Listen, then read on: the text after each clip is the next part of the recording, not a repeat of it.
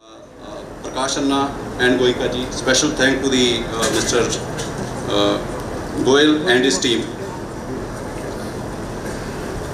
मेरे लिए कोल्हापुर आना बिजनेस ट्रिप नहीं है, मेरे लिए कोल्हापुर आना या चिलकांजी आना घर जैसा है। क्यों ऐसा बोल रहा हूँ? बिकॉज मैं कोल्हापुर में 5 साल था और मेरे को जब जब भी मौका मिलता है कोल्हापुर आने का तो मेरे को लगता है मैं अपने घर वापस जा रहा हूँ। अगर अपन इचलकरंजी की अगर बात करते हैं तो इचलकरंजी आज की डेट में अप्रॉक्सीमेटली 1000 टन के आसपास फाइबर और सूता कंज्यूम करता है। पूरे हिंदुस्तान में 25,000 टन के आसपास दिन का फाइबर और सूता कंज्यूम होता है। ये 4% है।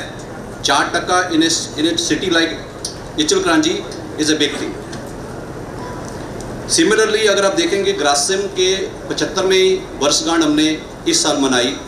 आज़ादी के 10 दिन के बाद ग्रासिम स्थापित हुआ और हम लोगों ने नागदा एमपी में 10 टन की पर डे की छोटी लाइन से चालू किया था।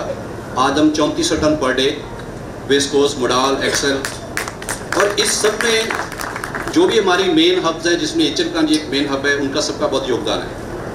मैंने इचलकरंजी की जर्नी को पिछले 15 साल में बहुत क्लोजली देखा।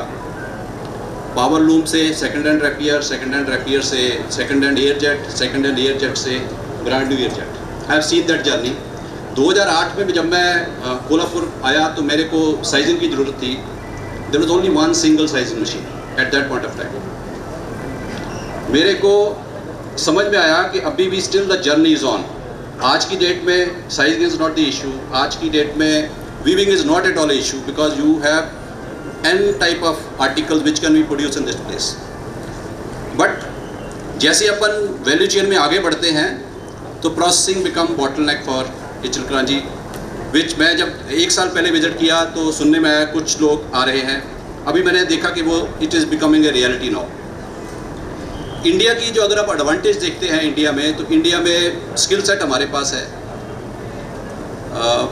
मार्केट लोकल हमारे पास है, लोग काम करने की क्षमता रखते हैं, लोगों को काम करने की आदत है। टेक्सटाइल एग्रीकल्चर के बाद सबसे बड़ी इंडस्ट्री है जो एम्प्लॉयमेंट जनरेशन करती है। लेकिन जो डिसएडवांटेजेस हैं, हम फ्रेगमेंटेड हैं। निटिंग कहीं और हो रही है, वीविंग कहीं और हो रही है, धागा कहीं और बन रहा है, प्रोसेस कहीं और हो रहा है और गारमेंटिंग कहीं और हो रही है। इसके कारण से वी बिकम नॉन कॉम्पिटिटिव।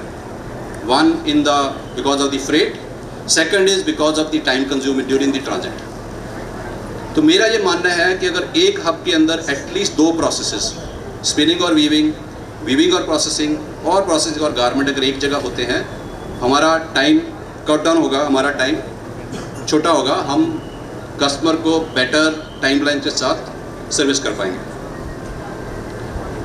जो मैनमेड सेलुलोज फाइबर है, जिस फाइबर को बिरला सेलुलोज या ग्रासिम रिप्रेजेंट करती है, वो इंडिया में अभी भी उसकी कंजम्पशन 6% है ओवरऑल फाइबर बास्केट में। चाइना में उसकी कंजम्पशन 16% है। So there is a big headroom to grow.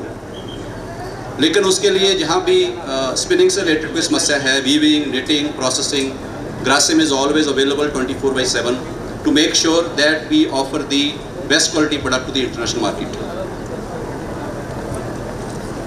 इसके साथ साथ जो प्रोसेस हाउस के यूनिट अभी आने जा रहे हैं इचलकरंजी में, वहाँ पर जहाँ भी कोई आपको लगे कि Birla can be of any service, from selecting the plant and machinery, selecting the dyes and chemical, by putting up the right processes, even training to the workmen, we are always available.